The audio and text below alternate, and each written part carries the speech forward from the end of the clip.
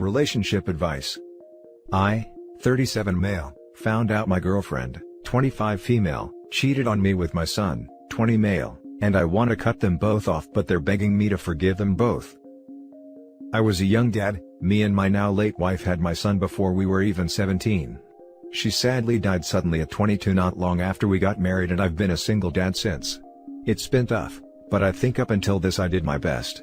I haven't had time to have any relationships really up until I met her. I threw myself into being a dad and concentrating on my business.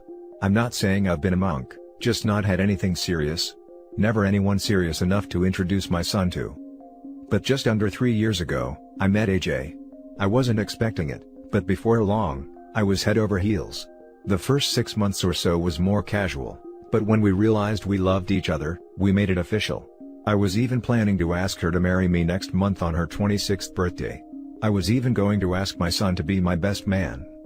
I didn't introduce them at first due to not being sure how he'd take it, so we waited a while. But after they met last year, we've all hung out and everything was all good. Granted, this year they haven't seen each other much, due to lockdown and him being at uni, but I didn't think anything of that. I could see her much thus last month due to lockdown again. However, I've noticed as the past couple of weeks have gone on, she's been a bit quiet and moody. I've asked her, and she had it down to being overwhelmed. Likewise, I have noticed it in my son being a bit withdrawn, but I assumed he's been busy with uni. When I finally saw her again this weekend, I really noticed, so I called her out on it. She broke down and admitted she cheated on me. Just like that. I was shocked. So, I was trying to get it out of her and she admitted it was with my son. Just before lockdown started in November, she was out with her mates and she bumped into my son in the pub. They got pissed drunk, shared a taxi, and ended up drunk and effing. I basically threw her out there and then, saying I never want to see her again. She was begging me, pleading and making a scene and everything. I then asked my son to come over and I confronted him. He admitted it's true, it's a huge mistake and is begging me to forgive him. I've told him he needs to stay at someone's house, and I don't want to look at him anymore. He's at my mom's. I haven't told her what he did, but she knows it's serious seeing as how close we have always been. She's been ringing me, sending me emails, texting me begging for another chance, and so has my son. I've packed up her stuff that she left here and left it in her front garden in a bin bag. I've even chucked her Christmas presents I've got her too, let her enjoy them early. I'm absolutely distraught. They're the two people I loved most in the world. I wanted to marry her, maybe have kids, spend my life with her. Likewise, he was more than my son, he was my best friend. I sacrificed so much for him, to give him an amazing life. And they both stabbed me in the back in the worst way. I don't think I'll ever forgive them ever again. They're welcome to each other as far as I'm concerned. I feel so hurt. Edit, I forgot to add, I've got myself booked in at the clap clinic. If I can't trust her to not cheat on me once, who knows how many times she's done it. Is there any more to do here, Reddit? Or is that the best course of action, cut them off and move on? For everyone saying next time, there's going to be no next time. I'm done with women, love, relationships, everything. God, I miss my wife tonight. She should have been the one and only woman for me. They'll never make them like her again. Now for the top advice. I'm so sorry you have to live this. I really am. 1. Cut her off. She is not worthy of you. You sound like a really good man that anyone will be happy to spend the rest of her life with. 2. I know that you can't forgive your son, and you don't have to. You can tell him that even when he is still your son and you love him, he broke your trust and your relationship from now on is going to be different. You are his father, but no longer his friend. And you will be there, but at the moment with the less contact possible. He has to find his own place and work. 3. Please go to counseling. It's going to be good for you. 4. Talk to someone you are close with. Let your feeling out of your chest. Don't get drunk. Eat healthy and drink water. Sending you a hug. Thank you for this, very practical advice. I don't know if I'll ever want to be in another relationship though at this stage. I can't see myself trusting anyone again anytime soon. Get rid of girlfriend, stop supporting son. Tell grandma to, and let the little crap support himself. In a few years, I'm sure you'll want a relationship with your son, but you don't have to right now. He's an adult who made an adult choice and should have to live with the adult consequences. Hijacking the top comment. Just wanted to say that you seem like a really great person. Anyone else might have done something rash in that moment when you heard the truth, but you didn't. You will find someone just as great as you. I mean, there's 7 billion people on Earth. I'm sure someone great will find you. You'll have to tell your mom, considering your son is staying there and you don't intend to allow him back in your home. When you talk to her, keep it simple and basic. Tell her that your son and your girlfriend had intercourse, that you don't trust either of them anymore, that you may someday forgive your son but it will not be anytime soon, and you don't want to be pressured about it. If she doesn't want him staying with her indefinitely, then she is free to kick him out, but he is not allowed at your home ever again. I would also have one more talk with your son and tell him that he is your child and a part of you will always love him. That you don't wish him any ill will, but you cannot have him be part of your life, because his presence reminds you of his betrayal and the pain he's caused you. Tell him that anything you pay for of his is now his responsibility, that you will be canceling anything of his that is in your name. Personally, I would also tell him that maybe someday you will be able to stomach speaking to him again, but you aren't sure about that, and it will definitely never happen if he dates your now ex. As for the ex, tell her if she ever contacts you again in any way, you will file a report for harassment. Then block her everywhere. I know I need to and should tell her, but it breaks my heart to have to. She has absolutely doted on him ever since he was born. Looked after him for me while at school and everything. They're so close. It's absolutely going to break her heart. And my dad's too. I can't face him at the moment, but he is absolutely done. As you said, he's paying for all his own stuff from now on. He's lost his weekend job at my business too, his P45 is well on the way. Let him get a job and support himself. That's a great idea about reporting her. Thank you. Now for the next story. She told me tonight that she cheated back in March. Me, 28 male, her, 27 female, married 4 years this May, together about 4.5 years. No kids, 2 dogs, joint ownership of mortgaged house. Tonight, my wife engaged me in a conversation that was kind of a follow-up to one we had a couple weeks ago, wherein I told her that I've been struggling for a while with feelings of not having my intimate needs met. That conversation had gone well, and we agreed to work on things. Tonight, she said she's been thinking about that and said she just feels like she can't give what I need. When we married, we said the D word would never be in our vocabulary. We're both Christian and truly believed in living the God-instructed ways of being married. But she said she thinks we both deserve to be happy in this life, as we're both young and obviously not happy now. We've seen an employee assistance program counselor before, but I realized that wasn't the in-depth level of marriage counseling we obviously now needed, and I stated that and said we should first try real counseling like that to make sure we really feel the way we think we're feeling. She's been seeing a therapist on her own for issues from her past with abandonment and neglect by her mom, and I can't remember the details of the conversation here because this is where it happened. But she brought up her counseling and said, back in March I was feeling something and I slept with another guy. That night I told you I was going bowling with my friend from work up, the next town up from ours, but I went to see him. It was a mistake. She kind of went on with the original, just of the conversation for a minute while I had my head in my hands trying to register what I just heard. It was as if the fact that she cheated was a nonchalant matter of fact. I said, you cheated on me? She said yes. I said you had sex with another man? She said yes. I asked who, and she said it was a person from her childhood town she knew. She had been talking to him for a couple of weeks beforehand, and then made the plans and went up. She said again that it was a mistake, and this is when I got angry. I growled, do not say it was a freaking mistake. You cheated on me. You knew what you were doing. She was speechless and I said, I can't be here tonight.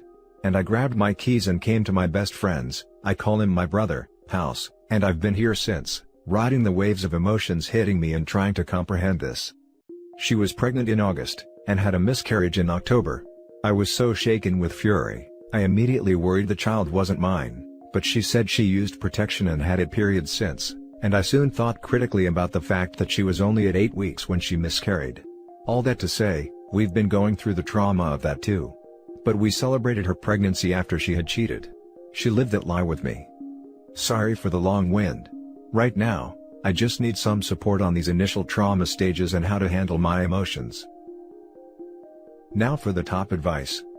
The way how casual she brought that up could mean that this wasn't her first rodeo. Nice Christian your wife is. I also wouldn't believe that it was only one time. She tested what would happen if she confessed to a little bit of her world of lies that she built up. Expect the worst, and then go from there. Take your time now and stay at your friend's place for as long as you can. Separate from her for the rest of the year and meet with a lawyer to find out what a divorce would look like for you. Talk to friends and family about what she did and ask them for support. Since it was so easy for her to lie to you all the time, expect that they didn't use the protection. Get tested for STDs right away. Please don't drink any alcohol or take substances, they won't make it easier and you need a clear head now, more than ever. Don't bottle your emotions up, cry when you were sad and punch a pillow when you were angry. In the new year then, make a decision on how you want to go on. You are worth so much more than to be treated this way. That's a good point, I'll plan to get tested ASAP. I really don't want to think this wasn't the first time, but you make a good point that it might not have been. I'll go forward with that in mind. Thankfully, I've never turned to the drink for other traumas, Marine Corps, deaths and horrible stuffs as a paramedic, so I don't plan to now, and also never touched these. I don't want to be subdued, I want the opposite, I want to experience life in its fullest capacity. I guess divorce should be back in your vocabulary. See a lawyer and serve her. You could have been on the hook raising another man's kid. It's hard to see right now, but you were lucky you don't have a kid with her, and the divorce should be pretty straightforward. 4 years in the scheme of things isn't that long. It will take a while to put all this behind you. Sorry buddy. Yeah, I'm already seeing the silver lining to the way this is happening. Thanks. Thank you all for the input so far. I want to add something to be clear, I have made sort of a decree for myself, even before I knew her, that there was no coming back from a woman cheating on me. Ironically, just a week or so ago, I watching a movie in the ambulance with my work partner and the main character got cheated on by his girl, and I said, if I ever got cheated on, that would be the end of it. Kind of makes me shiver to think about that. Now you know what to do. She will try everything to minimize it, but don't forget if that child was the affair partner's and it was born, she would have kept her mouth shut and made you believe you are the father. She betrayed her vows she made to you, God, and both of your families. She's not much of a Christian. Let God do the forgiving on this one. Divorce her and start over. You deserve a woman who treats you right. Good luck and I wish you healing, recovery, and peace. Edit. I always wondered what it felt like to write one of these edits saying, wow, this really blew up. But for real, it did. All of the replies are getting overwhelming to try to engage with them all, but know that I'm reading everything and I appreciate the crap out of everything. I'm sitting in the doc's office at the moment waiting to do STD testing. Lawyer consultations scheduled through the rest of the week. Therapy scheduled ASAP this Friday. Tonight, when she comes home, she'll hear that I never should have been the one to leave the house last night, and that she can pack her stuff and vacate for the time being. And I don't care where, ain't my problem now. Now for the last story. I suspect that I am not the father of both my kids. Where to go now? Me and my wife have known each other for 6 years and have been married for 4. I am 32 and she is 29 if that matters. I try to be a good parent but sometimes I am overworked and some other times I just want time for myself to watch a series or play football with my mates. Sometimes my wife fights me over this absence from family duties, but I need to disconnect to keep sane. I know myself well enough by now. Of course, both my kids have everything they need, and we were able to put them to private schools and specialized classes to keep their education going despite the pandemic. We met each other because we were in the same class in our MBA in London, where we were both foreigners in a new country far from home. I have since then started my own business, and she works in a large firm in London. It has not always been smooth sailing, but we made it work both financially and we found each other.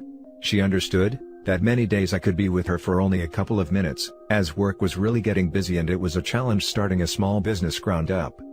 4 years ago, she got pregnant. We weren't really trying for a kid as we were both overworked, but when it happened, I was overjoyed and proposed her.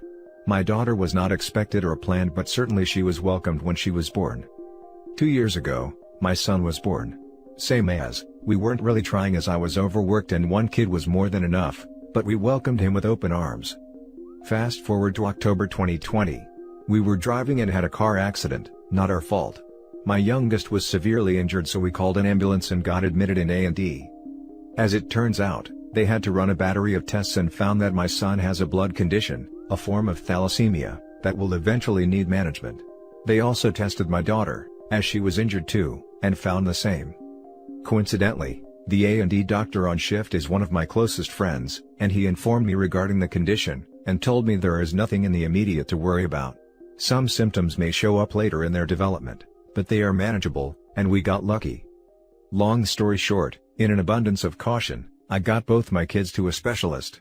To our relief, we find that there is little chance that any serious problem will arise in the future. However, the doctor recommended us to get our blood tested, to understand if we are both carriers of the defective gene, in which case thalassemia could become really bad, and we shouldn't have a third child, or if just one of us is, in which case, little to worry about, yay. Well, I had the blood screen done, and I am not a carrier of the genetic disorder. My wife isn't either. I have consulted my doctor friend, and he has implied that there is a chance I am not the father, and the actual father is carrying and spreading the defective gene. I could take a paternity test, however, my friend told me that in the UK it would be challenging to do so without the explicit consent of the mother of the kids. He has seen similar cases and usually the labs recommend against it at this stage, or perform extensive checks prior to it, as the priority is to not disturb family equilibrium.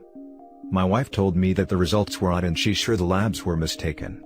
I have a text of her telling me to drop it, until we are back home and can get the tests done by her family doctor. I am eroded by doubts, and part of me wants to know the truth. Another part of me is scared of what I will find. How do I stay strong in this scenario? Should I press the issue, or drop it? I see both pros and cons in doing either. This is affecting my private and professional life. On one hand, I tell myself I will be around for them as I am their father, regardless of DNA. On the other hand, our family would be destroyed. I know myself, and I am an inch from selling everything and going to live on a boat for the rest of my days. Any advice is appreciated, thank you. Now for the top advice before reading the poster's little update. OP, I was tested as a kid to see if I was a genetic carrier of a blood disease and it came out negative. As an adult I got tested again and I came out positive as a carrier. Anomalies in lab tests do happen, maybe ask your wife to get tested again? That's encouraging, thanks. I mean, I may be the outlier here, but can you get one of the at-home DNA tests, and just do it and mail it off? It seems like this isn't something that should be weighing on you, while your wife pushes this off. This isn't really something one can just drop. Working in the medical field myself, yes, sometimes labs mess up, but this would have to be a pretty big oversight. Oh, I didn't know about those tests. We'll check them, this is a good suggestion. Definitively will help put my mind at rest. About the lab messing things up, I don't think this has actually happened. I also have high cholesterolemia, and they pick it in the tests. You know those online family finder genetics things, like Ancestry DNA? Buy a kit for yourself and your kid. Submit them, and if you are related, it'll tell you. You probably won't need parental consent from your wife. He might actually. Legally at least. The UK is really different about those rules. Little update. Having seen all your messages, I have decided that I will take my kids and wife for a second round of tests in another lab. I am concerned about my situation, but, introspectively, I am not doing the good of my kids, which should come first. They have a genetic issue, and we must be careful and assess the situation as best as we can. I have been told that it's important in any case, to know if they have just one broken gene or two of them, and it's also critical to know who gave the genes to them. This is regardless of the situation we are currently in. If these tests show that both of them are positive for a single gene, and me and my wife negative, well, I'll find a way to order a test online like you suggested. I have already booked an appointment for next week. I will not ask my wife to come with me for the test, I will simply tell her. Thank you everyone who spent some moments of their day coming with ideas and suggestions for me. I appreciate. And that's it for this video guys. If you have thoughts to share, leave a comment below. Don't forget to hit like and subscribe if you